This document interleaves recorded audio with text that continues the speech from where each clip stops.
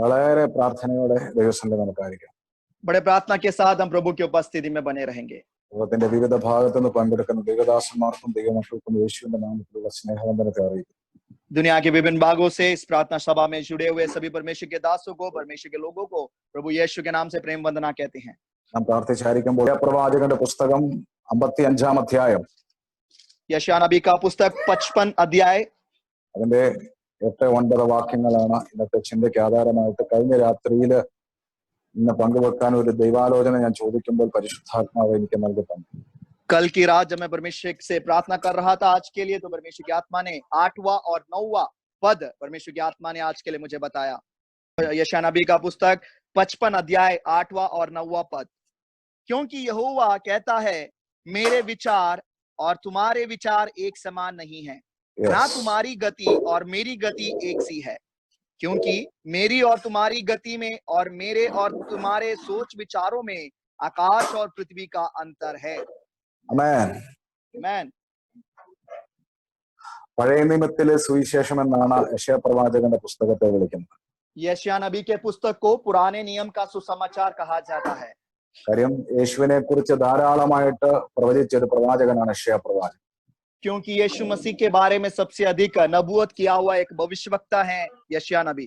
യെശയ്യാ പ്രവാചകന്റെ പുസ്തകം 55-ാം അധ്യായത്തിന്റെ ഹെഡിങ് ഇതാണ്, ദൈവകൃപയാലുള്ള രക്ഷ. और यशायाह नबी का पुस्तक 55 अध्याय, उसका हेडिंग इस प्रकार दिया है, परमेश्वर की करुणा. നമുക്ക് പൈസ കൊടുത്ത് വാങ്ങിക്കാവുന്ന സാധനമുണ്ട്, പൈസ കൊടുത്ത് വാങ്ങിക്കാൻ പറ്റാത്ത കാര്യമാണ്. ऐसे काफी चीजें हैं जो हम पैसा देकर खरीद सकते हैं, ऐसी काफी चीजें हैं जो पैसों में नहीं खरीद सकते. പൈസ കൊടുത്ത് വാങ്ങിക്കാൻ പറ്റാത്ത ഒരു കാര്യത്തിന് ഉദാഹരണം പറഞ്ഞ സൂര്യപ്രകാശം. और पैसा देकर जो हम नहीं खरीद सकते उसका उदाहरण मैं दूं, वो है सूर्य की किरणें. നമുക്ക് പൈസ കൊടുത്ത് വാങ്ങിക്കാൻ പറ്റാത്ത हम पैसा देकर नहीं खरीद सकते उसको. മഴ, बारिश പൈസ കൊടുത്ത് വാങ്ങിക്കാൻ പറ്റാത്ത. पैसा देकर हम नहीं खरीद सकते. പക്ഷേ പൈസ കൊടുത്ത് വാങ്ങിക്കാൻ പറ്റാത്ത ചില കാര്യങ്ങളുണ്ട്. और भी चीजें हैं जो पैसा देकर हम नहीं खरीद सकते हैं. രക്ഷ ഒരിക്കലും പൈസ കൊടുത്ത് വാങ്ങിക്കാൻ പറ്റാത്ത. उद्धार जो है हम कभी भी पैसा देकर नहीं खरीद सकते. അത് ദൈവത്തിന്റെ കൃപയാലാണ് നമ്മുടെ മേൽ വന്നത്. वो परमेश्वर की दया से, परमेश्वर की करुणा से हम पर आया है. നമ്മളിൽ പലരും അത് സ്വന്തമാക്കിയത് വിശ്വാസത്താലായി. और हम में से अनेक लोगों ने विश्वास के द्वारा उस उद्धार को अपने जीवन में पाया है. അങ്ങനെ കൃപയാലുള്ള രക്ഷയെ കുറിച്ചാണ് യെശയ്യാ പ്രവാചകന്റെ പുസ്തകം 55-ാം അധ്യായം പറയുന്നത്. और इस प्रकार परमेश्वर की करुणा या उसके द्वारा मिली हुई उद्धार के बारे में 55 अध्याय कहता है. 6-ാം വാക്യം പറയുന്നു, ദൈവത്തെ കണ്ടെത്താനുള്ള സമയത്ത് നിങ്ങൾ അവനെ അന്വേഷിക്കണം. और 6वें पद में इस प्रकार लिखा हुआ है, जब हम उसको उसकी खोज हम करें जब वो हमारे निकट है. അപ്പോൾ ദൈവത്തെ കണ്ടെത്താൻ ഒരു സമയമുണ്ട്. तो इसका मतलब है परमेश्वर को खोजने का एक समय है प्रियो. ആ സമയത്ത് നമ്മൾ കണ്ടെത്താൻ അന്വേഷിക്കുന്നില്ലെങ്കിൽ പിന്നീട് നമുക്ക് കിട്ടത്തില്ല.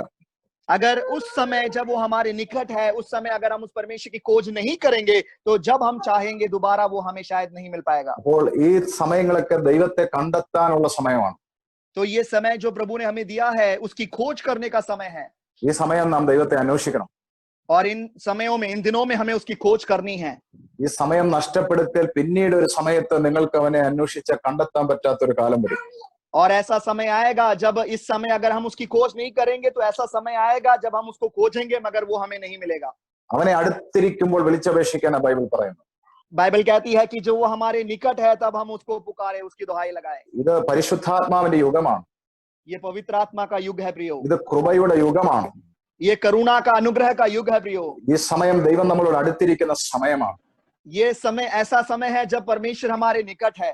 ഈ സമയത്ത് വിളിച്ചപേക്ഷിച്ച് അവൻ കേൾക്കുകയും മറുപടി തരുന്ന സമയമാണ്. और ये ऐसा समय है जब हम उसको पुकारेंगे, उसकी दुहाई लगाएंगे तो हमारी सुनकर हमें उत्तर देगा. 7-ാം വാക്യത്തിൽ 2 ചിന്തകളുണ്ട്. 7वें पद में 2 विचार इस प्रकार हैं. ദുഷ്ടന്റെ വഴി, सबसे पहला है दुष्टों का चाल चलन, നീതികെട്ടവന്റെ ചിന്തകൾ. और दूसरा है अनर्थकारियों का सोच विचार. ഇത് രണ്ടും ഉപേക്ഷിക്കാൻ ദൈവം പറയുന്നു. परमेश्वर कहते हैं कि इन दोनों चीजों को छोड़ दो. ഇത് രണ്ടും യേശുവിനെ കണ്ടുമുട്ടും മുമ്പുണ്ടായിരുന്ന കൃപ, നമ്മുടെ മേൽ ഇറങ്ങും മുമ്പ് ഉണ്ടായിരുന്ന രക്ഷ പ്രാപിക്കാൻ മുമ്പുണ്ടായിരുന്ന നമ്മുടെ 2 പേരുകളാണ്. और परमेश्वर का अनुग्रह पाने से या फिर परमेश्वर के उद्धार पाने से या प्रभु में आने से पहले हमारे 2 जो नाम थे, वो 2 नाम यहाँ पर बताए हैं. ദുഷ്ടതയിലായിരുന്നു നാം ജീവിച്ചത്.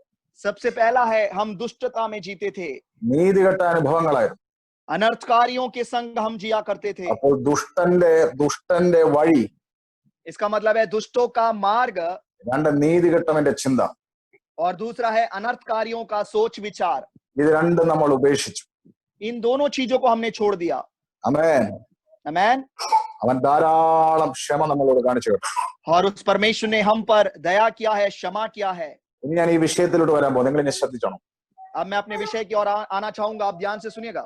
8ാമത്തെ വാക്യത്തിൽ ദൈവം പറയുകയാണ്, 8वें पद में परमेश्वर कहते हैं, എന്റെ വിചാരങ്ങളല്ല നിങ്ങളുടെ വിചാരങ്ങൾ, मेरे विचार नहीं है जो तुम्हारे विचार है, നിങ്ങളുടെ വഴികളല്ല എന്റെ വഴികൾ, मेरे गति नहीं है जो तुम्हारी गति है, എന്ന് യഹോവ അരുളി ചെയ്യാണ്. इस प्रकार यहोवा कहता है। ആമേൻ. आमेन। ശരിക്കും നമ്മുടെ ചിന്തകളല്ല പ്രിയരെ ദൈവത്തിന്റെ ചിന്തകൾ. देखो प्रियो, मैं आपसे कहना चाहता हूं, हमारे विचार नहीं, हमारे परमेश्वर के विचार, നമ്മുടെ വഴികളല്ല ദൈവത്തിന്റെ വഴികൾ. और ना ही हमारे मार्ग है जो परमेश्वर का मार्ग है। വളരെ വ്യത്യാസമായ ചില അനുഭവങ്ങളാണ്. और इसमें काफी अलगदाई और काफी दूरी हम इसमें देख सकते हैं। 9ാമത്തെ വാക്യം വായിച്ചാൽ നമുക്കറിയാൻ പറ്റും. 9वां पद जब हम पढ़ते हैं तो समझ सकते हैं। അപ്പോൾ ദൈവത്തിന്റെ ചിന്തകളും परमेश्वर के विचार, ദൈവത്തിന്റെ വഴികളും परमेश्वर के मार्ग या उसकी गति, നമ്മുടെ ചിന്തകളും നമ്മുടെ വഴികളും हमारे मार्ग और हमारे सोच विचार, തമ്മിലുള്ള വ്യത്യാസം എന്താണെന്ന് നോക്കിയാൽ 9ാമത്തെ വാക്യത്തിൽ കിടപ്പുണ്ട്.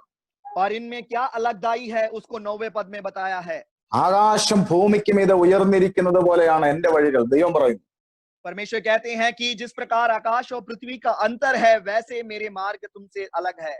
നിങ്ങളുടെ വഴികളും എന്റെ വിചാരങ്ങളും നിങ്ങളുടെ വിചാരങ്ങളും തമ്മിൽ ഉയർന്നിരിക്കുന്നു. और मेरे सोच विचार और तुम्हारे सोच विचार आकाश और पृथ्वी के अंतर के समान है। അപ്പോൾ നമ്മളെ കുറിച്ചുള്ള നമ്മുടെ ചിന്തകൾ, हमारे लिए हमारे जो विचार हैं, നമ്മളെ കുറിച്ചുള്ള നമ്മുടെ കണക്കൂട്ടലുകൾ, നമ്മുടെ വഴികൾ और हमारे लिए जो हमारे सोच विचार हैं, हमारे मार्ग जो हैं, ദൈവത്തിന്റെ വഴികളുമായി ദൈവത്തിന്റെ ചിന്തകളുമായി തട്ടിച്ചു നോക്കുമ്പോൾ, താരതമ്യം ചെയ്യുമ്പോൾ, और परमेश्वर के मार्गों के साथ, परमेश्वर के विचारों के साथ जब हम उसकी तुलना करते हैं, ബൈബിൾ പറയുന്നു ആകാശം ഭൂമിക്ക് മീതെ ഉയർന്നിരിക്കുന്നത് പോലുള്ള വ്യത്യാസങ്ങളുണ്ട്. बाइबल हमें सिखाती है जिस प्रकार आकाश पृथ्वी से काफी ऊंचा है, उतना अंतर इनमें भी है। എത്ര ആയിരം കിലോമീറ്ററുകൾ, ആയിരം അല്ലേ ദൂരമുണ്ട് ആകാശവും ഭൂമിയും തമ്മിൽ. देखो प्रियो, आकाश और पृथ्वी के बीच कितने ही हजारों किलोमीटर की दूरी है। അതുകൊണ്ട് ലോകത്തിന്റെ വിവിധ സ്ഥലങ്ങളിൽ ഇരുന്ന് ദൈവത്തിന്റെ വചനം ശ്രദ്ധിക്കുന്ന കർത്താവിൽ പ്രിയരെ, इसलिए आज पर विभिन्न राज्यों से परमेश्वर के वचन को सुनने वाले परमेश्वर के प्रियो, ദൈവം നിങ്ങളോട് ഇന്ന് സംസാരിക്കുകയാണ്. परमेश्वर आज आपसे बात कर रहा है। നിങ്ങൾ നിങ്ങളെ കുറിച്ച് തയ്യാറാക്കി വെച്ചിരിക്കുന്ന ചിന്തകൾ, കണക്കൂട്ടലുകൾ, आपने अपने बारे में जो भी सोच विचार कर रखा है, നിങ്ങൾ അല്ലിയ ഇവിടെ ഇരുന്ന് പല കാര്യങ്ങളും വഴികളും നാം ചിന്തിച്ചുകൊണ്ടിരിക്കുക, എങ്ങനെ മുന്നോട്ട് പോയി രക്ഷപ്പെടണം. हम अभी भी यहाँ बैठकर अनेक बातें सोच रहे होंगे कि मैं आगे कैसे बढ़ूंगा, कैसे बच पाऊंगा। പക്ഷെ ഈ ഓഗസ്റ്റ് മാസം അനുഗ്രഹിക്കപ്പെട്ട 9ാം തീയതി मगर इस अगस्त के महीने आशीषित इस 9 तारीख को നിങ്ങളുടെ വീട്ടിൽ ഇറങ്ങി വന്ന് നിങ്ങളുടെ തലയിൽ കൈവച്ച് ദൈവം ഒരു ദൂത് പറയുകയാണ്.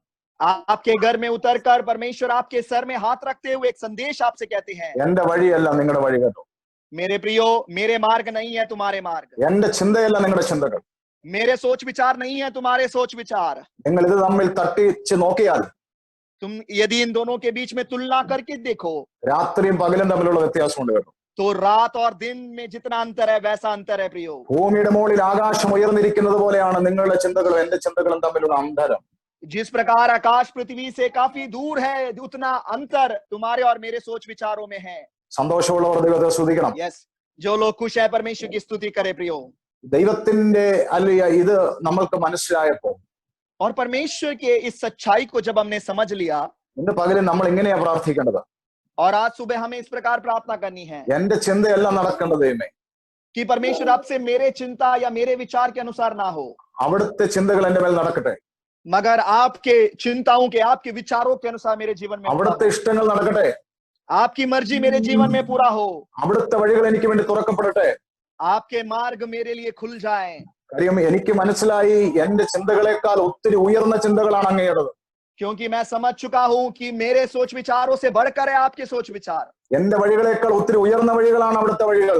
मैं समझ गया हूं कि मेरे मार्गों से उत्तम मार्ग है आपके मार्ग। ദൈവമേ, അത് നടന്നാൽ മതി. परमेश्वर वो पूरा होने पाए, അതിനുവേണ്ടി സമർപ്പിക്കാം, അതിനുവേണ്ടി പ്രാർത്ഥിക്കാം പ്രിയരെ. उसके लिए हम समर्पित करेंगे और प्रार्थना करेंगे प्रियो। ഹല്ലേലൂയ. हालेलुया। ആഫ്രിക്കയെ സുവിശേഷീകരിക്കാൻ റെനാഡ് ബോങ്കെ എന്ന് പറയുന്ന ഒരു ദൈവദാസൻ പോയി. और अफ्रीका में सुसमाचार पहुंचाने के लिए रेनाड बॉन्के नाम की परमेश्वर के दास मांग गए എന്തൊരു അഭിഷേകമായിരുന്നു. അദ്ദേഹത്തിന്റെ ചരിത്രം ഞാൻ വായിച്ചു. और उस परमेश्वर के दास का इतिहास मैंने पढ़ा। അദ്ദേഹം അവിടെ ചെന്ന സമയത്ത് അദ്ദേഹത്തിന് 45,000 പേരിരിക്കുന്ന ഒരു ടെന്റ് ഉണ്ടായിരുന്നു. और परमेश्वर के दास जब अफ्रीका पहुंचे तो उनके लिए 45,000 लोग बैठ सकते थे, उतना बड़ा एक टेंट था। 15 ലോറിയിലാണ് അത് കൊണ്ടുപോയിക്കൊണ്ടിരുന്നത്. 15 ट्रक में उस टेंट का सारा सामान वो लेकर जाते थे। 15 ലോറിയിലാണ് അത് കൊണ്ടുപോയിക്കൊണ്ടിരുന്നത്. 15 ट्रकों में उतना सामान वो लेकर जाते थे। ഹല്ലേലൂയ. हालेलुया। അത് പോകുന്ന സമയത്ത് वो ट्रक जब जाया करती थी അത് മണിക്കൂറുകൾ കൊണ്ട് അത് സെറ്റ് ചെയ്യാൻ പറ്റുന്ന ടെന്റ് ആയിരുന്നു. और वो टेंट ऐसा टेंट था कि कुछ ही घंटों में उसको पूरा तैयार कर सकते थे। 45,000 പേർക്ക് ലൈവായിരുന്ന ദൈവത്തെ ആരാധിക്കാം.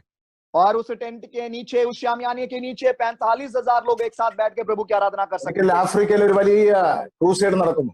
और एक दिन अफ्रीका में एक बड़ा क्रूसाइड हो रहा था। മീറ്റിംഗ് നടക്കുന്നതിന്റെ തലേ രാത്രി ടെന്റ് അവർ ചെയ്തു. और मीटिंग होने के पिछली रात उन्होंने पूरा टेंट, वो शामियाना तैयार किया। അന്ന് ഭയങ്കര മഴ പെയ്തു. और उस दिन रात बहुत तेज बारिश हुई, ഭയങ്കര കൊടുങ്കാറ്റ് വിട്ടു. काफी तेज आंधी तूफान चलने लगा। അത് മുഴുവനും തകർന്നു പോയി. ടെന്റ് മുഴുവനും തകർന്നു. जो टेंट उन्होंने लगाया था सारा टेंट गिर पड़ा। പിന്നെ ഒരിക്കലും അത് തിരിച്ച് കണക്ട് ചെയ്യാൻ പറ്റാത്ത രീതിയിൽ ചിതറിപ്പോയി. और वो टेंट दोबारा कभी नहीं जोड़ सकते थे, इस प्रकार टूट के सब कुछ बिखर गया। അദ്ദേഹത്തിന്റെ മറ്റുള്ള എൽഡേഴ്സും ലീഡേഴ്സും വന്നിട്ട് പറഞ്ഞു, और उनके परमेश्वर के दास के साथ के लीडर्स ने और एल्डर्स ने आकर बोला പാസ്റ്റർ നാളെ നമ്മുടെ മീറ്റിംഗ് നടക്കില്ല.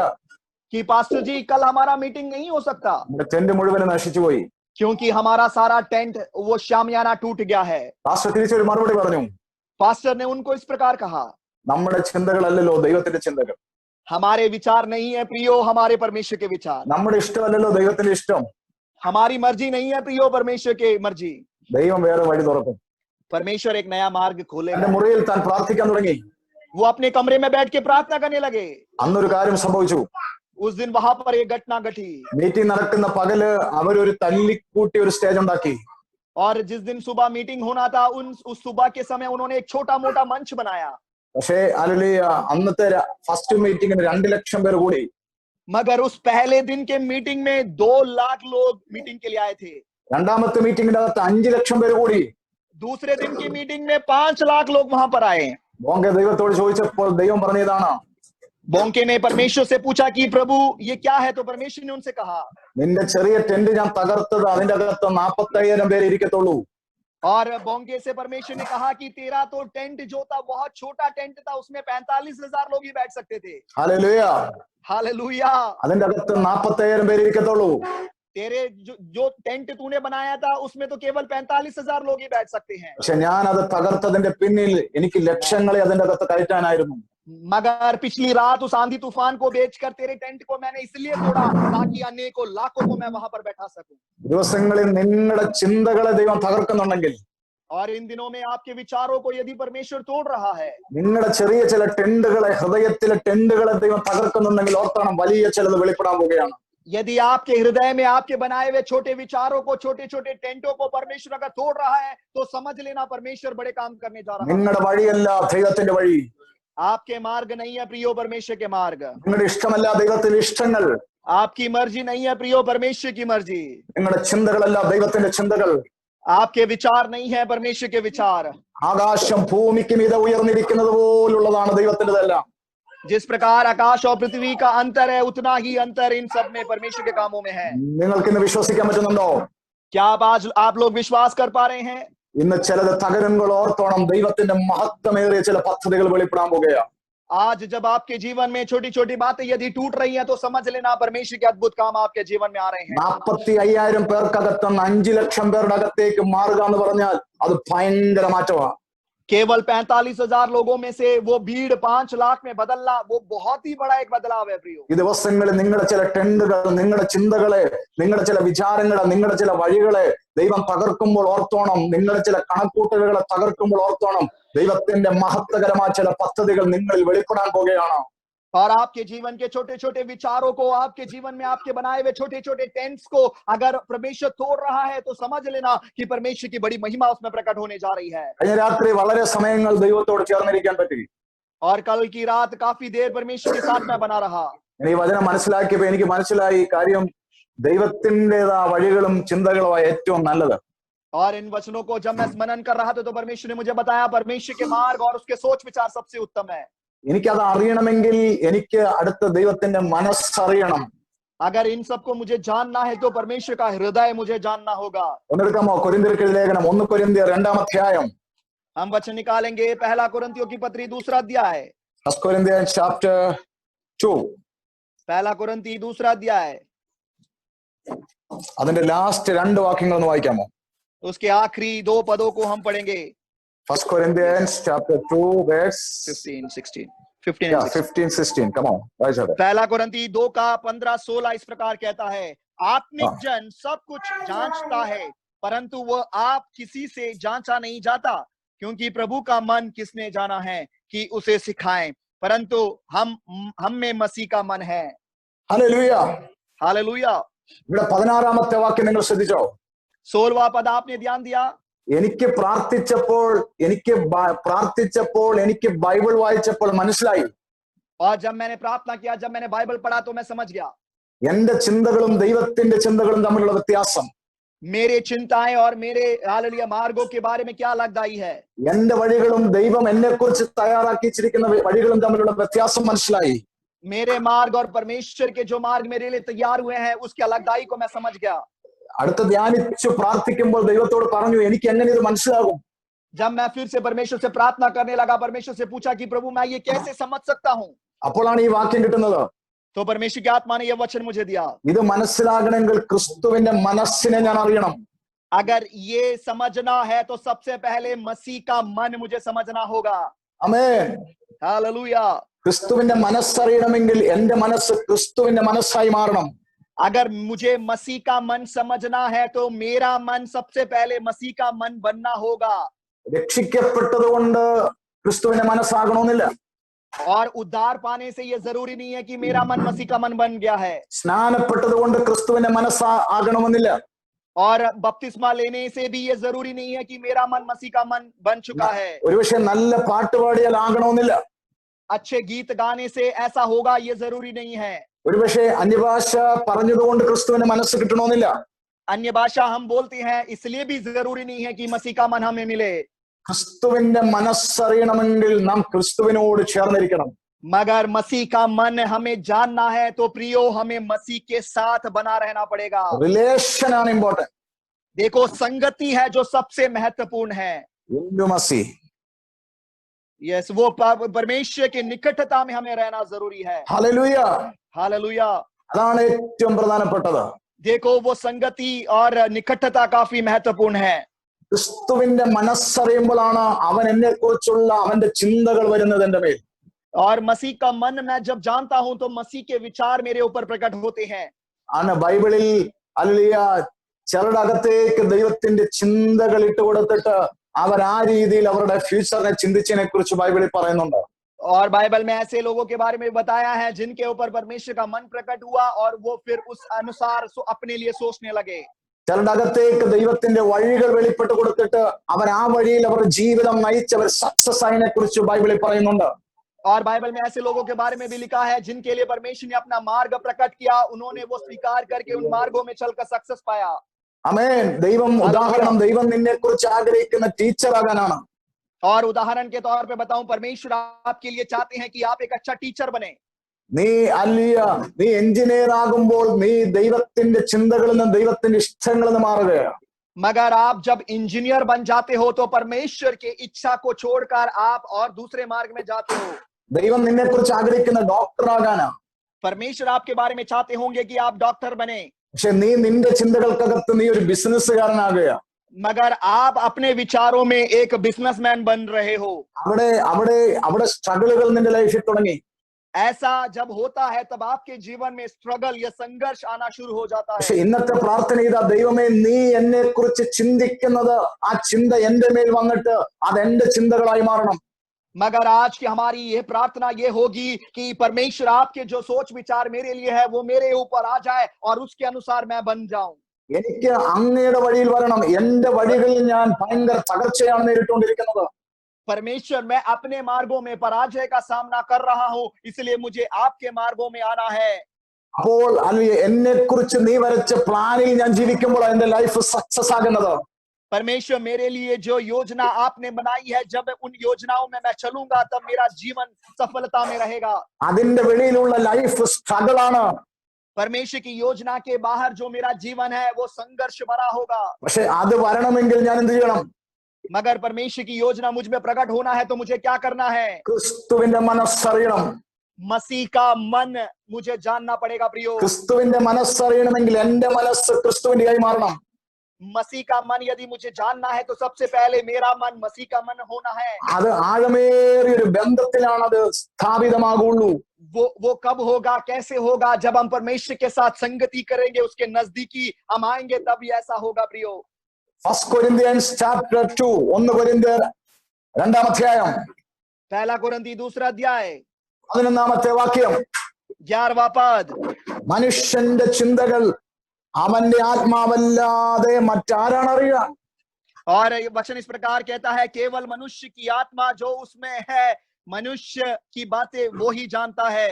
അതുപോലെ ദൈവത്തിന്റെ ചിന്തകൾ ദൈവാത്മാവല്ലാതെ ആരും ഗ്രഹിക്കുന്നില്ല. वैसे ही परमेश्वर की बातों को केवल परमेश्वर का आत्मा ही जानता है प्रियो। ആമേൻ. आमेन। എപ്പോഴും ഞാൻ ഞങ്ങളുടെ വീടുകളിലും മറ്റുള്ള സ്ഥലങ്ങളൊക്കെ ഞാൻ കേൾക്കുന്നതാണ്, ഇവരുടെ ചിന്ത എന്താണെന്ന് അറിയുന്നില്ലല്ലോ.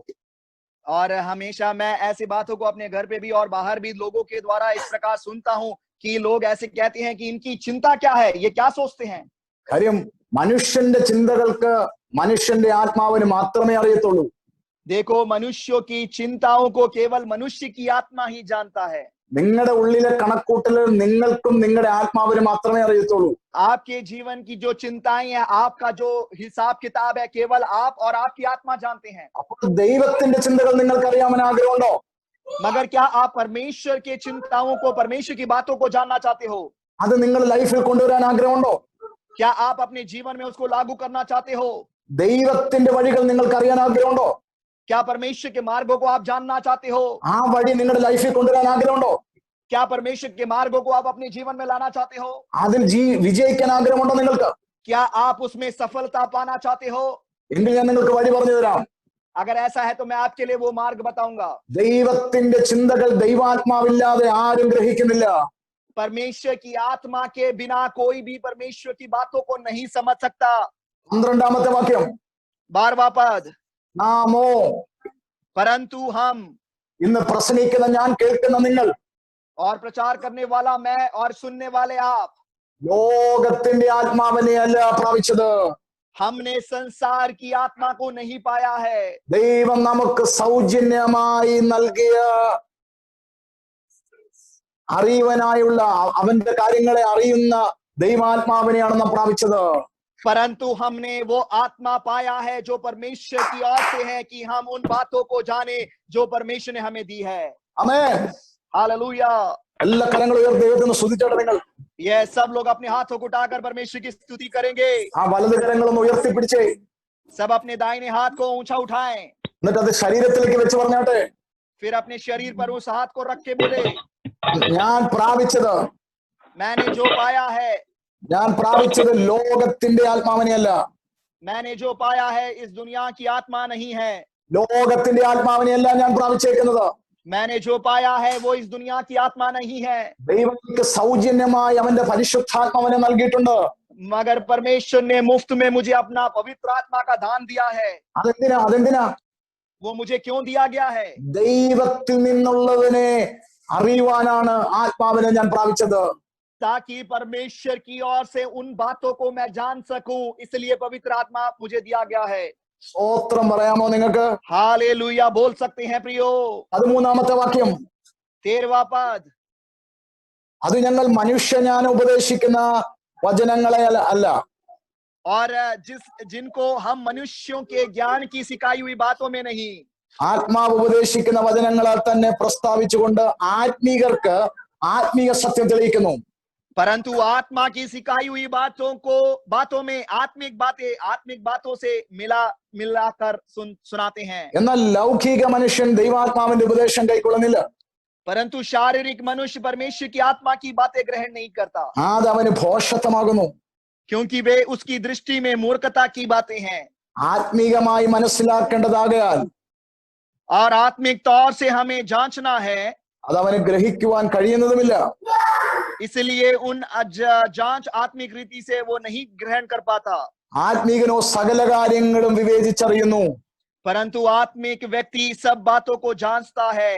ഇന്ന് ഞാൻ എന്റെ ആ ദൂതിന്റെ പ്രധാന ഭാഗത്തേക്ക് വരട്ടെ. आज मैं अपने संदेश के उस महत्वपूर्ण भाग की ओर आना चाहूंगा।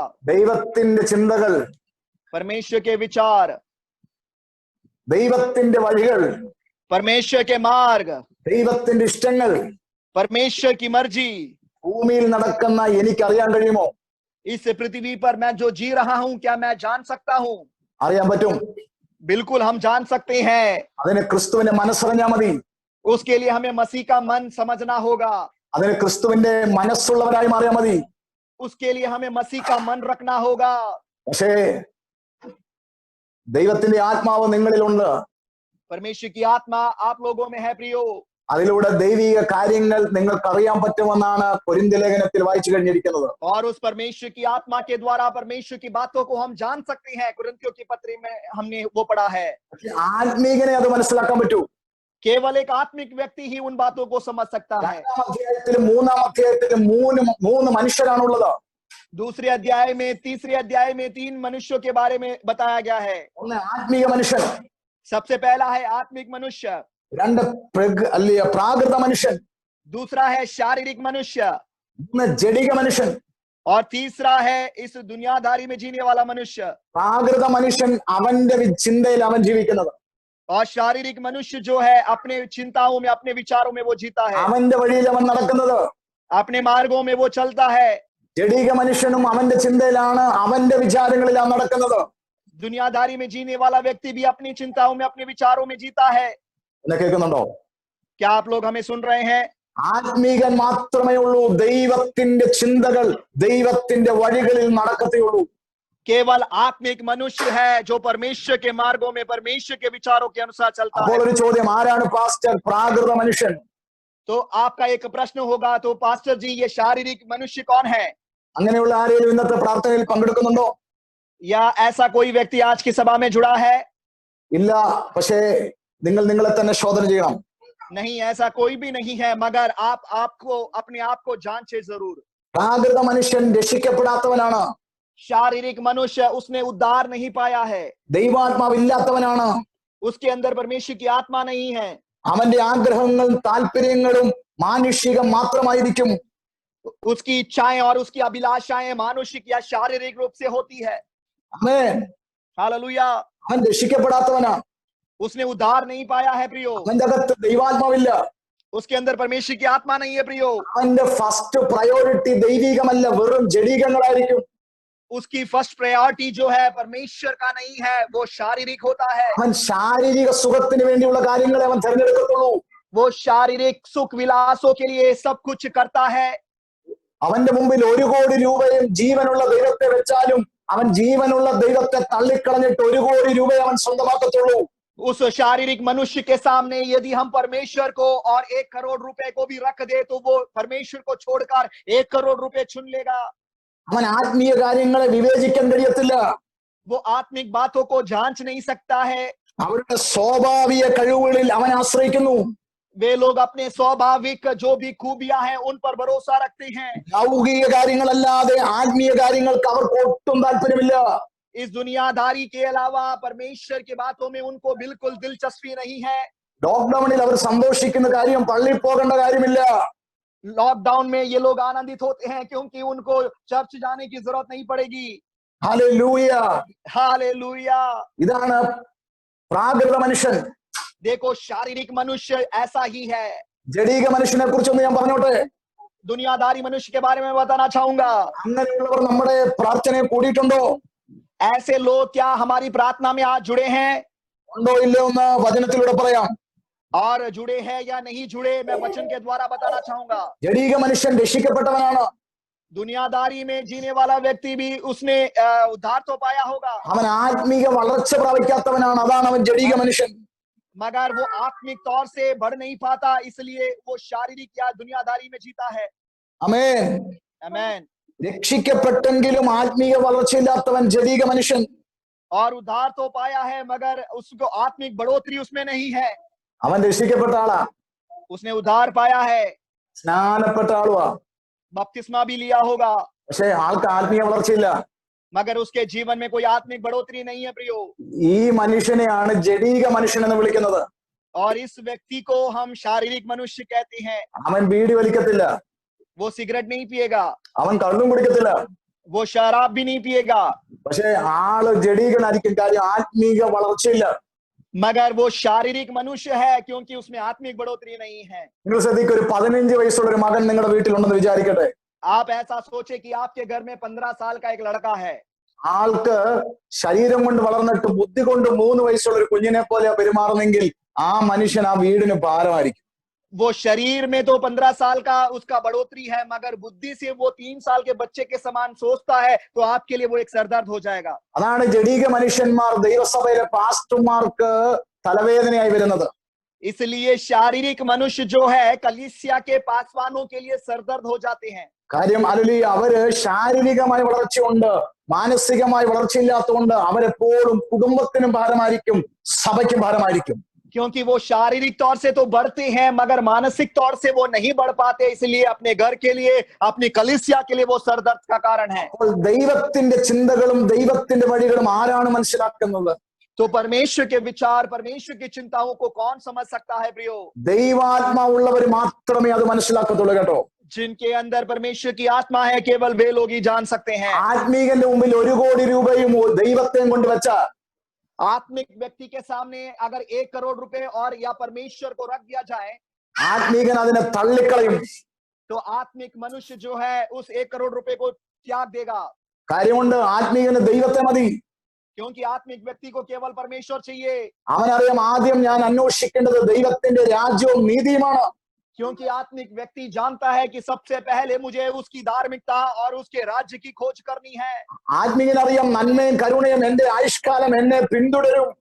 और आत्मिक व्यक्ति जानता है कि भलाई और करुणा जीवन भर मेरे साथ साथ बनी रहेगी। ദൈവം കൂടെ ഉണ്ടെങ്കിൽ 1 കോടിയല്ല, 10 കോടിയല്ല, 100 കോടി എന്റെ പിന്നാലെ വരും. और आत्मिक व्यक्ति जानता है यदि परमेश्वर मेरे साथ है तो 1 करोड़ नहीं, 10 करोड़ नहीं, 100 करोड़ नहीं, पैसे परमेश्वर मुझे देगा। ഹല്ലേലൂയ. हालेलुया। പ്രാകൃതൻ രക്ഷിക്കപ്പെടാത്ത ആളാ. और शारीरिक व्यक्ति जो है दुनियादारी में जीने वाला व्यक्ति, उसने उद्धार नहीं पाया। അവന് ദൈവത്തെ വേണ്ട. और दुनियादारी में जीने वाला व्यक्ति, उसको परमेश्वर नहीं चाहिए। അവന്റെ തെരഞ്ഞെടുപ്പിൽ മുഴുവനും അവന്റെ ശാരീരിക സുഖം, ലോക സുഖത്തിനുള്ള തെരഞ്ഞെടുപ്പാണ് നടക്കുന്നത്. और जो कुछ वो चुनता है, जो कुछ अपने जीवन में वो करता है, वो अपने शरीर के सुख विलासों के लिए करता है। ജഡീകൻ രക്ഷിക്കപ്പെട്ട ആളാ കേട്ടോ. शारीरिक मनुष्य जो है उसने उद्धार तो पाया है, അവന് പണവും വേണ്ട, ദൈവവും വേണ്ട.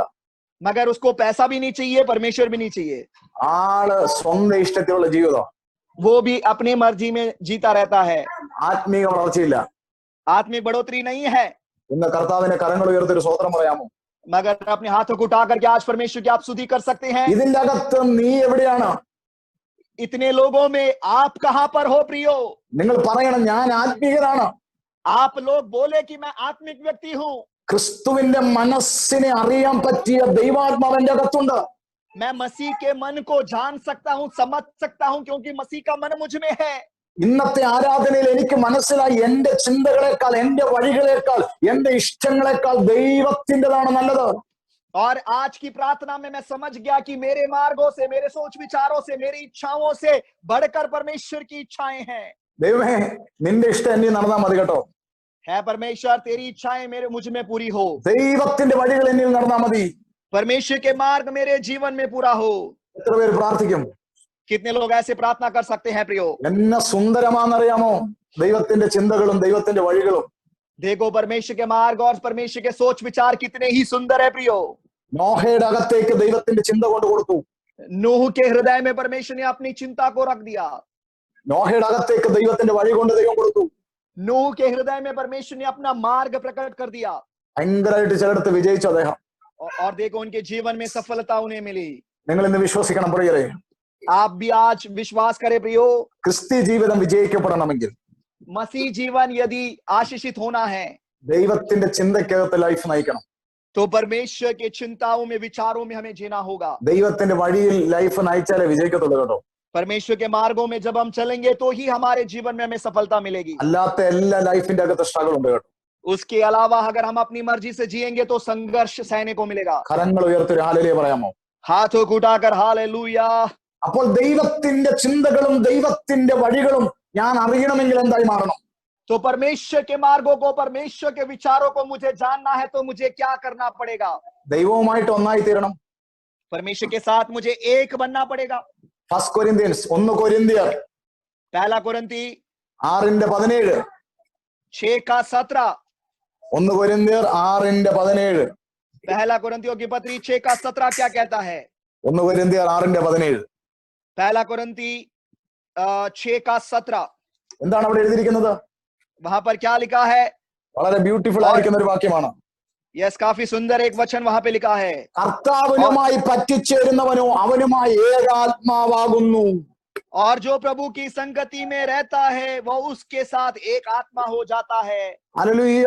എന്നെ ഉയർന്ന ആകാശം ഭൂമിക്ക് മീതെ ഉയർന്നിരിക്കുന്ന ചിന്തകളുള്ള വഴികളുള്ള ഇഷ്ടമുള്ള ജീവിതത്തിൽ വിജയം മാത്രം കൈവരിച്ച കർത്താവുമായിട്ട് ഞാൻ പറ്റിച്ചേരുമ്പോൾ അവന്റെ ചിന്തകൾ എന്റെ ചിന്തയാകുന്നു, അവന്റെ വഴികൾ എന്റെ വഴികളാകുന്നു, അവന്റെ ആത്മാവ് അവന്റെ ഇഷ്ടങ്ങൾ എന്റെ ഇഷ്ടങ്ങളായി മാറുകയാണ്.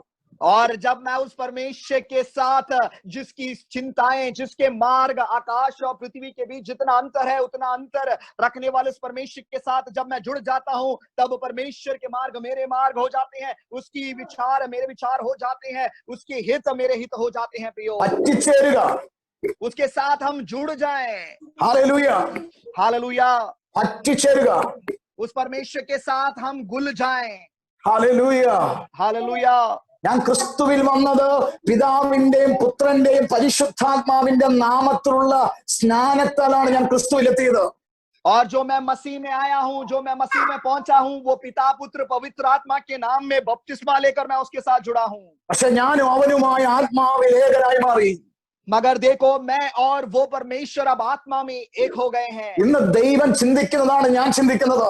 आज परमेश्वर जो सोचते हैं वही मैं सोच रहा हूं। ദൈവത്തിന്റെ വഴിയാണ് പലപ്പോഴും എന്റെ മേൽ വരുന്നത്. जो परमेश्वर के मार्ग है वही मेरा मार्ग हो जाता है। പ്രിയരെ, അങ്ങനെ ആയി തീരട്ടെ. प्रियो, हमारा जीवन ऐसा हो जाए, അവിടെയാണ് വിജയം ഉണ്ടാകുന്നത്. वहीं पर हमें सफलता मिलेगी। വിവാഹം കഴിപ്പിക്കുമ്പോൾ സാധാരണ പാസ്റ്റർമാർ പറയാറില്ലേ, जब शादी करवाते हैं तो पास्टर लोग इस प्रकार कहते हैं, നിങ്ങള് മാതാപിതാക്കളെ വിട്ട് നിങ്ങൾ തമ്മിൽ ഏക ശരീരമായി ചേരുന്നു, പറ്റിച്ചേരുന്നു. और परमेश्वर के दास इस प्रकार कहते हैं कि अब आप लोग अपने माता पिताओं को छोड़कर एक दूसरे में एक शरीर हो जाते हो। അതുവരെ രണ്ട് ചിന്തകളുള്ളവരായിരുന്നു. देखो, उस समय तक दोनों के अलग अलग चिंताएं थी। അതുവരെ രണ്ട് വഴികളിൽ യാത്ര ചെയ്തവരായിരുന്നു. दोनों लोग अलग अलग मार्गों में यात्रा करने वाले लोग അതുവരെ थे। രണ്ട് ഇഷ്ടങ്ങളിൽ പോയവരായിരുന്നു. उस समय तक दोनों लोग अपनी अपनी मर्जी में जीने वाले लोग थे। പക്ഷെ വിശുദ്ധ വിവാഹത്തിൽ ഒന്നായി മാറി. मगर पवित्र शादी में, पवित्र विवाह से वो एक हो गए। ഒന്നായിട്ടും രണ്ട് ചിന്തകളാണെങ്കിൽ അവിടെ സ്ട്രഗിളാ. देखो, एक होने के बावजूद भी अगर दो दो चिंताएं हैं, दो दो विचार है, तो वहां पर स्ट्रगल है। ഇവിടെ സംഭവിക്കുന്നത് പറയുമ്പോൾ ഇന്റിമസിക്കകത്ത് ആ സ്നേഹത്തിന്റെ അകത്ത് ചിലരുടെ ഇഷ്ടങ്ങളെ ത്യജിക്കുക. और देखो, वहां पर उस इंटीमेसी में, उस समीपता में अपने अपनी चिंताओं को, अपनी अपनी इच्छाओं को वो लोग छोड़ देते हैं। അവിടെയാണ് സംഭവിച്ചത്. യേശുവുമായിട്ട് ഞാൻ ഏക ശരീരമായി മാറിയപ്പോൾ ഞാൻ എന്റെ ചില ഇഷ്ടങ്ങളെ ഞാൻ ത്യജിച്ചു. वैसे ही मैं भी जब परमेश्वर के साथ एक शरीर में जुड़ गया तो मैंने अपनी इच्छाओं को, अपनी चिंताओं को छोड़ दिया प्रियो। ഹല്ലേലൂയ. हालेलुया। പ്രിയരേ, ഈ ദിവസങ്ങളിൽ യേശുവുമായിട്ടുള്ള ജീവിതം വിജയിക്കണമെങ്കിൽ, നിങ്ങളുടെ കുടുംബം വിജയിക്കണമെങ്കിൽ, ഹല്ലേലൂയ, നിങ്ങൾ ഹല്ലേലൂയ ദൈവത്തിന്റെ ചിന്തകളിൽ, ദൈവത്തിന്റെ ഇഷ്ടങ്ങളിൽ, ദൈവത്തിന്റെ വഴികളെ അറിഞ്ഞ് ജീവിക്കാൻ നിങ്ങൾക്ക് കഴിയട്ടെ. प्रियो, इन दिनों में यदि आपके जीवन में, आपके पारिवारिक जीवन में सफलता यदि मिलनी है तो उस परमेश्वर के साथ जुड़कर उसके विचारों में, उसके मार्गों में एक साथ होकर आप चले। ഏക ശരീരമായി മാറിയാലേ ഉള്ളൂ ദൈവത്തിന്റെ ചിന്തകളിൽ നമ്മളിൽ വരത്തുള്ളൂ. अगर एक शरीर हम होंगे तो ही परमेश्वर का मन या परमेश्वर के विचार में मेरे अंदर आएगा। വിശുദ്ധാത്മാവ് അതിനെ നിങ്ങളെ സഹായിക്കട്ടെ. पवित्र आत्मा उसके लिए आपकी मदद करने पाए। ഒരു വാക്യം കൂടെ ഞാൻ പറയാം. മർക്കോസിന്റെ സുവിശേഷം 4-ാം അധ്യായം एक और वचन मैं बताऊंगा, मरकुस का सुसमाचार 4वां अध्याय, അതിന്റെ 35 മുതലുള്ള വാക്യങ്ങൾക്കകത്ത് 38-ാമത്തെ വാക്യത്തിന്റെ അകത്ത് उसके 38वें पद में हम देखते हैं, യേശുവിന്റെ ശിഷ്യന്മാർ യേശുവിനെ വിളിച്ചുണർത്തിയിട്ട് ചോദിക്കുന്നുണ്ട്, और यीशु मसीह के चेले यीशु को जगाते हुए इस प्रकार कहते हैं, ഗുരോ ഞങ്ങൾ നശിച്ചു പോകുന്നതിൽ നിനക്ക് ചിന്തയില്ലയോ? है गुरु हम नाश हो रहे हैं, इसमें क्या तेरी को चिंता नहीं? കാര്യം യേശുവും ശിഷ്യന്മാരും അക്കരയ്ക്ക് യാത്ര ചെയ്യുക. क्योंकि यीशु और उसके चेले दूसरे किनारे की ओर जा रहे थे, യേശു ആ ബോട്ടിന്റെ അമ്മരത്ത് തലയണ വെച്ച് ഉറങ്ങുക. और यीशु मसीह उस नाव के पिछले भाग में सो रहे थे. ഭയങ്കര കൊടുങ്കാറ്റാഞ്ഞടിക്കുന്നു, उस जहाज के विरुद्ध काफी आंधी तूफान चलने लगी, ഭയങ്കര തിരമാല വരികയാണ്. काफी लहरें उसके विरुद्ध उठने लगी. യേശുവിനറിയാം സമയമെടുക്കും അക്കരയെത്താൻ. यीशु जानते थे कि अभी थोड़ा समय लगेगा दूसरा किनारा पहुंचने में. പക്ഷേ യേശു അമരത്ത് ഉറങ്ങുക. यीशु वहां पर पिछले भाग में सो रहे थे गद्दी पर. അപ്പോൾ ശിഷ്യന്മാർ വന്നിട്ട് തട്ടി ഉണർത്തിട്ട് ചോദിക്കുന്ന ഒരു ചോദ്യമുണ്ട്. यीशु ने चेले लोग आकर यीशु को जगाकर इस प्रकार कहते हैं, ഞങ്ങൾക്ക് നശിച്ചു പോകുന്ന നിനക്ക് വിചാരമില്ലയോ? है गुरु क्या तू चिंता नहीं करता कि हम नाश हो रहे हैं? വേറെ നമ്മൾ നശിച്ചു പോകുന്നതിൽ വിചാരമുണ്ടെങ്കിൽ ഒരാൾക്ക് മാത്രമേ ഉള്ളത്, യേശുവിന് മാത്രമേ ഉള്ളൂ കേട്ടോ. है प्रियो, यदि हम नाश हो रहे हैं तो केवल एक ही व्यक्ति चिंता करता है परमेश्वर के लोगों, वो है हमारा प्रभु. നിങ്ങൾ എന്താ ചിന്തിക്കുന്നത്? എനിക്ക് നിങ്ങളെ കുറിച്ച് ചിന്തയുണ്ടെന്ന്. और परमेश्वर कहती हैं कि तुम क्यों चिंता करते हो, क्योंकि मैं तुम्हारे लिए चिंता कर रहा हूं. എനിക്ക് നിങ്ങളെ കുറിച്ച് വിചാരമില്ലായിരുന്നെങ്കിൽ നിങ്ങളെ ഞാൻ ഒറ്റയ്ക്ക് വിടത്തില്ലായിരുന്നു. अगर तुम्हारे लिए मेरी चिंता नहीं होती तो मैं तुम्हें अकेले ही छोड़ दिया होता. എനിക്കറിയാം നിങ്ങളുടെ യാത്രയിൽ കൊടുങ്കാറ്റ് വരുമെന്ന്. यीशु ने कहा, मैं जानता था कि तुम्हारे इस सफर में आंधी तूफान आएंगी. എനിക്കറിയാം തിരമാല വരുമെന്ന്. मैं जानता था कि तुम्हारे विरुद्ध लहरें उठेंगे. എനിക്കറിയാം നിങ്ങളുടെ കഴിവുകൾ പരാജയപ്പെടുമെന്ന്. मैं जानता था कि तुम्हारी काबिलताएं पराजित हो जाएंगी. എനിക്കറിയാം നിങ്ങൾക്ക് പ്രാണഭയം ഉണ്ടാകുമെന്ന്. मैं जानता था कि तुम्हारे प्राण में तुम्हें डर लगेगा. എനിക്കറിയാം കൊടുങ്കാറ്റ് നിങ്ങളുടെ ബോട്ടിനെ മറിച്ചു കളയുമെന്ന്. मैं जानता था कि आंधी तूफान तुम्हारे नाव को उलट देगी, पलट देगी. എനിക്കറിയാവുന്നത് കൊണ്ടാണ്. मैं ये सब कुछ जानता था. എനിക്ക് നിങ്ങളെ കുറിച്ച് ചിന്തകൾ ഉള്ളത് കൊണ്ടാണ്, എനിക്ക് നിങ്ങളോട് സ്നേഹമുള്ളത് കൊണ്ടാണ് നിങ്ങളുടെ കൂടെ ഞാൻ ഇത്ര ക്ഷീണമുണ്ടാഞ്ഞിട്ട് ഞാൻ ഈ ബോട്ടിൽ കയറിയത്. देखो, मैं तुम्हारे लिए चिंता करता था, तुमसे मैं प्रेम करता था, इसलिए मैं थका होने के बावजूद भी तुम्हारे साथ मैं नाव में चढ़कर आया. നിങ്ങൾ നശിച്ചോട്ടെ എന്ന് വിചാരിക്കുവാണെങ്കിൽ എനിക്ക് വരണ്ടായിരുന്നു. अगर तुम्हें नाश होने के लिए मैं छोड़ दिया होता तो मैं तुम्हारे साथ नहीं आता प्रियो. ഇന്ന് ഈ ദിവസങ്ങളിൽ കൊടുങ്കാറ്റ് പോലുള്ള പ്രശ്നങ്ങൾ എന്നെ കേൾക്കുന്നവരെ, और आज मुझे ऐसे सुनने वाले लोगों जिनके जीवन में आंधी तूफान लहरें उठी हुई है, തിരമാല പോലെ പ്രതികൂലത്തിലൂടെ യാത്ര ചെയ്യുന്നവരെ, काफी ऊंची लहरें यदि आपके विरोध में है, നിങ്ങളെ കുറിച്ച് ദൈവത്തിന് ചിന്തയുണ്ട് കേട്ടോ. आपके लिए मेरा परमेश्वर चिंता करता है प्रियो. ചിന്തയുള്ളത് കൊണ്ടാണ് നിങ്ങളുടെ ഫാമിലി ആയിരിക്കുന്ന ബോട്ടിൽ, നിങ്ങളുടെ ലൈഫ് ആയിരിക്കുന്ന ബോട്ടിന്റെ അകത്തേക്ക് ഞാൻ യേശു കയറിയേക്കുന്നത്. देखो, तुम्हारे लिए वो चिंता करता है, इसलिए तुम्हारे परिवार जो एक नाव के समान है वहां पर उसने प्रवेश किया है. ആമേൻ. आमेन, हालेलुया. പക്ഷെ അതിന്റെ അകത്ത് അവരവനെ വിളിച്ചുണർത്തി. मगर वहां पर चेलों ने यीशु को जगाया അവൻ എഴുന്നേറ്റു. और वो उठ गया. കാര്യം ശിഷ്യന്മാരുടെ എല്ലാം വിചാരം ഈ ഉറങ്ങുന്നവരെല്ലാം വിചാരമില്ലാത്തവരാണ്. और चेले लोग इस प्रकार सोचते थे कि जो कोई सोता है उनको चिंता नहीं होती. വേറെ കൊയ്ത്ത് കാലത്ത് ഉറങ്ങുന്നവര് മടിയര കേട്ടോ. प्रियो, कटनी के समय जो लोग सोते हैं वे लोग आलसी है. ഹല്ലേലൂയ. हालेलुया. പക്ഷെ ഇന്ന് നിങ്ങൾ ശ്രദ്ധിച്ചോണം പ്രിയരെ, मगर आज हमें ध्यान से सुनिए प्रियो, കർത്താവിന്റെ വചനം പറയുന്ന കേൾക്ക്. परमेश्वर का वचन क्या कहता है? എന്റെ യേശു ക്രിസ്തു ആ ബോട്ടിലുണ്ടായിരുന്നു. मेरा यीशु मसीह उस नाव में थे. അവരെന്താ ഒരു ചോദ്യം അവർ ചോദിച്ച? വിചാരമില്ലെന്ന്. उन्होंने क्या प्रश्न पूछा कि क्या तू हमारे लिए चिंता नहीं करता? എന്റെ ശിഷ്യന്മാരെ, നിങ്ങൾക്ക് യേശുവിനെ അറിയത്തില്ല. है चेलो, तुम यीशु को नहीं जानते हो. നിങ്ങളെ കുറിച്ച് വിചാരമുള്ളത് കൊണ്ട് അകത്ത് കയറിയിരിക്കുന്നു. देखो, तुम्हारे लिए वो चिंता करता है, इसलिए वो तुम्हारे साथ नाव में है. എന്റെ കർത്താവ് यस, ഈ ഭൂമിയിൽ വന്നത് തന്നെ നിങ്ങളെ കുറിച്ച് വിചാരമുള്ളത്. मेरा परमेश्वर या मेरा यीशु मसीह इस दुनिया में इसलिए आया क्योंकि वो तुम्हारे लिए चिंता करता था. ആ ബോട്ടയിൽ അവൻ കയറിയേക്കുവാ. वो नाव में चढ़ गया है. പക്ഷേ നടക്കാൻ പോകുന്ന എല്ലാ സംഭവങ്ങളും അവന്റെ ഉള്ളിലുണ്ട് കേട്ടോ. देखो, जो कुछ घटना घटने जा रही थी, सारे विचार यीशु के हृदय में है. അവർ വിളിച്ചുണർത്തി. उन्होंने यीशु को जगाया, കാറ്റിനെ ശാസിച്ചു, आंधी को डांटा, കടലിനോട് അനങ്ങാതിരിക്കാൻ കൽപ്പിച്ചു. समुद्र को शांत होने के लिए कहा. വലിയ ശാന്തതയുണ്ടായി, वहां पर बड़ी शांति आई, വലിയ ശാന്തതയുണ്ടായി.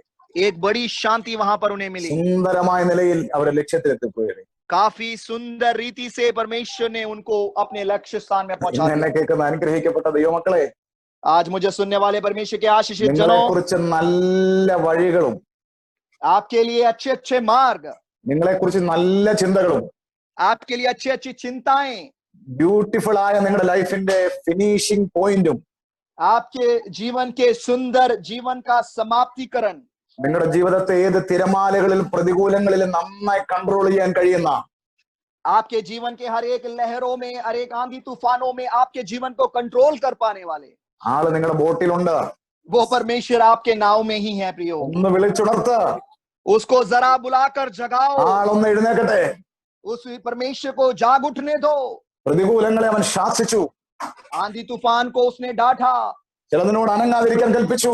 और थम जाने के लिए यीशु ने कहा. വലിയ ശാന്തതയുണ്ടായി, बड़ी शांति वहां पर उन्हें मिली. അവർ ലക്ഷ്യത്തിലെത്തി. वे लोग अपने लक्ष्य में पहुंच गए. ആമേൻ. आमेन. നിങ്ങളെ കുറിച്ച് ചിന്തകളുള്ള ദൈവമാകട്ടെ. आपके लिए चिंता करने वाला परमेश्वर है. प्रियो, ഒരു കൊടുങ്കാറ്റ് നിങ്ങളെ നശിപ്പിക്കത്തില്ല കേട്ടോ.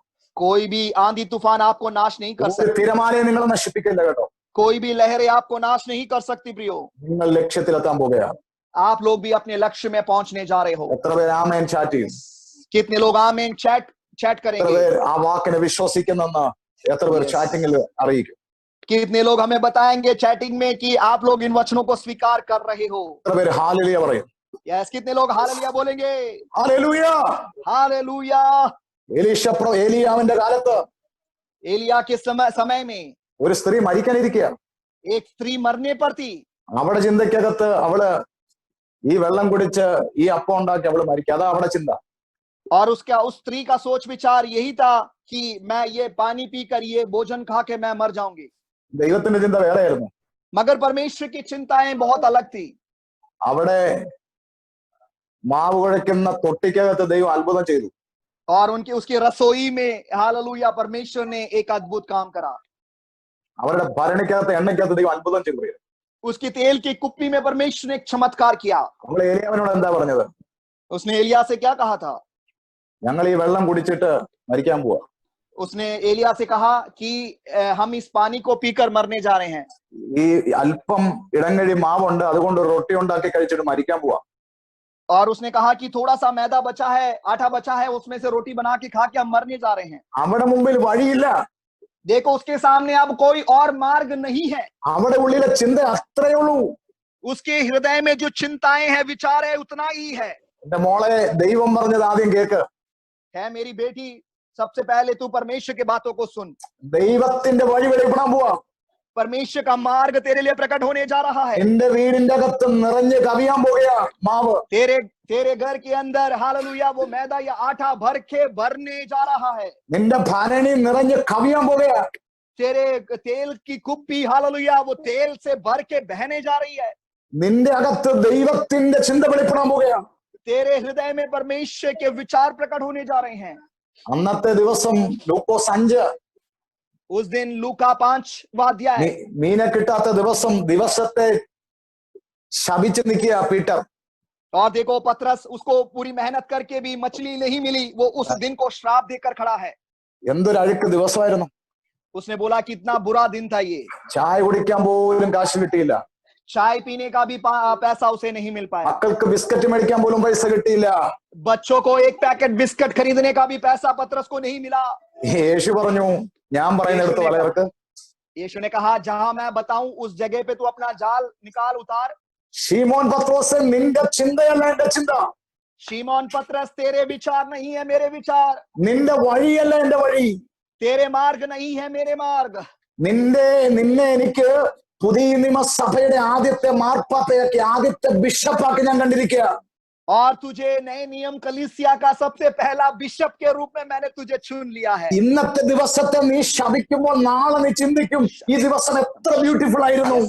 और आज के दिन अभी तू खड़े होकर इस दिन को श्रापित कर रहा है, मगर कल को ऐसा समय आएगा जब तू सोचेगा कि वो बीता हुआ दिन कितना अच्छा था।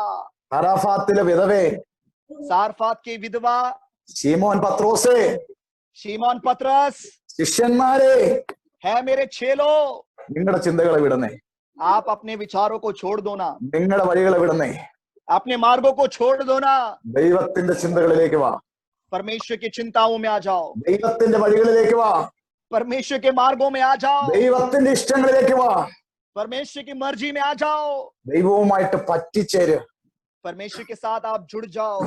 ആകൃത മനുഷ്യനാകാതെ, हालेलुया, दुनियादारी का मनुष्य ना होते हुए, ജഡിക മനുഷ്യനാകാതെ, शारीरिक मनुष्य ना होते हुए, ആത്മീകനാക്. हम आत्मिक बनो, आत्मिक बनो। ആത്മാവിനെ ദൈവം തന്നിട്ടില്ലേ? आत्मा को तो प्रभु ने दिया है ना। ദൈവ പദ്ധതിയെ തിരിച്ചറി. परमेश्वर के योजनाओं को समझ लो। കണ്ണടക്കെ आंखों को बंद करें, പ്രാർത്ഥിക്കാം. प्रार्थना करेंगे।